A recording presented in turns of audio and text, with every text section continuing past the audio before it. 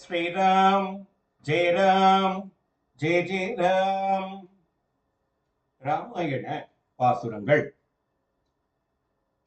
தொத்து அலர் பூஞ்சுரி குழல் கைகேசி சொல்லால் தொல் நகரம் துறந்து துறை கங்கை தன்னை பத்தி உடை புகன் கடத்த வனம் போய் பூக்க பரதனுக்கு பாதுகமும் அரசும் ஈந்த சித்திர கூடத்திருந்தான் தன்னை இன்று தில்லை நகர் திரு சித்திர கூடன் தன்னுள் எத்தனையும் கண்குளிர காண பெற்ற இருநிலத்தார்க்கு இமையவர் நேர் ஒவ்வார் தாமே.